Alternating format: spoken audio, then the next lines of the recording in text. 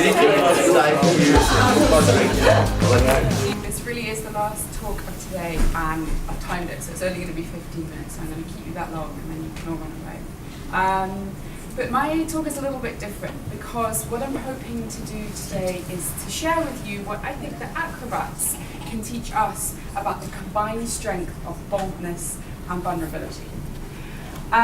So the first thing I'd like you to do is, does anyone know how acrobats hold hands? Like that. Similar to this, yeah. They take their hands, and this is a really strong grip, okay? And when you think about this, when you do this grip, you can all do it, right? So you've got to grab the opposite wrist and grab someone else's wrist. I want you to imagine that in one hand you have boldness, and in the other hand you have vulnerability. And that it's this strength that can help you navigate a really kind of complex world that we now live in. And this goes beyond this week and sort of as you're traveling through your journeys as young people navigating throughout the world. So when I left school, I thought that the world largely looked like this, where you had your goal, you had your aims, your resources, your time, and in coinciding with GCSE results day today, I can tell you that when I left school, I had a teacher that told me that my A-level results were the most important exams that I would take. That woman was called Miss McNabb, and I can say with confidence that Miss McNabb was a liar. And in fact, nobody has ever asked me about my grades at school, and I promise you that they are not the most important thing. So I speak from experience. So I left school, I was pretty sure that it looked like this. This is how you did things, that's great.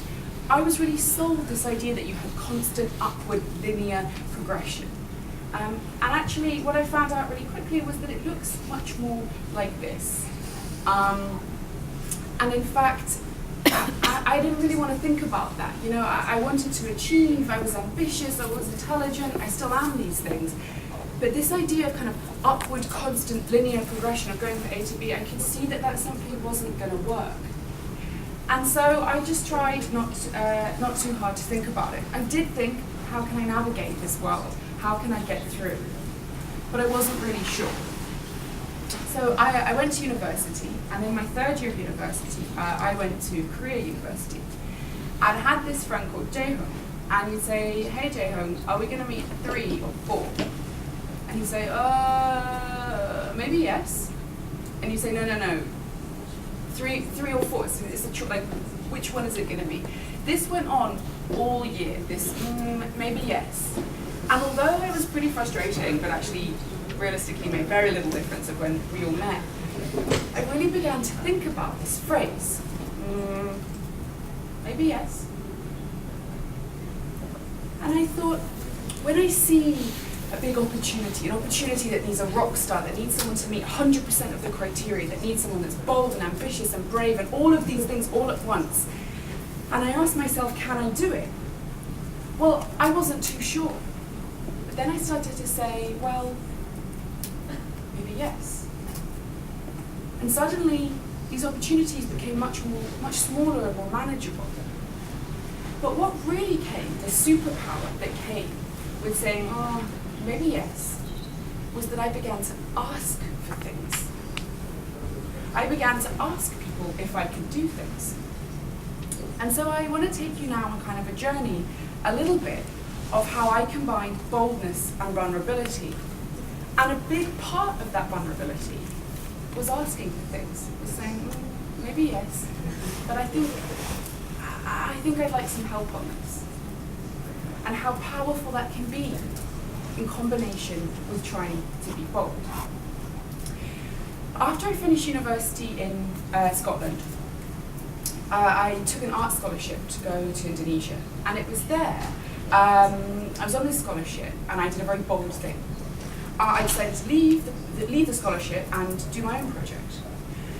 And but there was a real vulnerability behind that, because I had to go and beg the university to not revoke my visa in a language that I had just learned. But they said yes. I said, well, this is this is good. So I left and I started my project. It was a sexuality and sex education project for Indonesian people, specifically women. Was it the best project in the world? No. But did I have a go? Yes. And I learned so much. And after I came back from Indonesia, I kind of had a goal. I thought, how can I help create opportunities for those who didn't share the same luck to be born into a variety of structural privileges? So structural privileges are things that I benefit from, for example, from being white, from being middle class, from being born in the UK to a British family. They're things that I didn't choose, but that nevertheless make my life easier. It's not to say that I don't have difficulties, it's that those difficulties aren't particularly caused by inequalities that I could face. And so I thought I should use this privilege to try and help others. But what I also thought was, okay, I'm going to do this by trying to get technical and leadership skills. So on I went with my kind of boldness and my vulnerability as I moved through what I was trying to do. So I got back from Indonesia and I thought, okay, how can I get technical skills? So I went to a meetup and I met some people at a startup and I joined a startup. That's the story. But the vulnerability behind that was that I said to them, I actually don't know what a startup is. Can I just come and, come to your offices? And they said, yes. I thought, oh. And then they said, yes, we'd like to pay you. And I thought, oh, well, that's quite good. Then I did another bold thing. I wrote to a tech conference in my city, and I said, I'm a woman trying to get into tech, and you should help me. Here's a bunch of my writing samples. I'll blog for your conference in exchange for a ticket. And then they said, yes. And I thought, wow, okay. I've never interviewed thought leaders. I've never blogged and published for a conference. How the hell am I going to do this? Can I do this? And I thought, well, maybe yes. So I went, and out of that conference I got 2 job offers, and then somebody gave me a Raspberry Pi, which was brilliant, very unexpected. There you go, top life tip. So one of those job offers was at Unruly, where I am now, and I moved to London, another bold thing.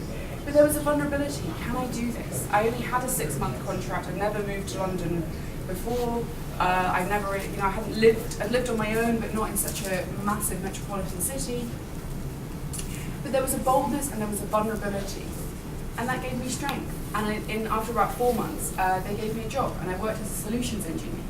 So then I was able to improve my technical skills, which was something that I really, really wanted to do.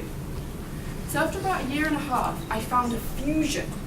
I found where I could improve my leadership skills and my technical skills. And so I joined an accelerator, not dissimilar to this one. It was a 6-month program. It was helping women and girls. It was mental health.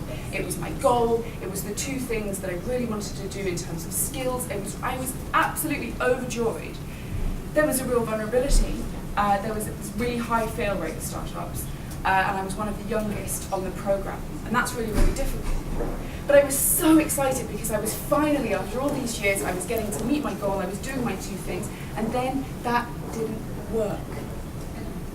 And I had unresolved trauma from a few years ago, and I got really sick. And mentally, I wasn't very well. And it didn't work.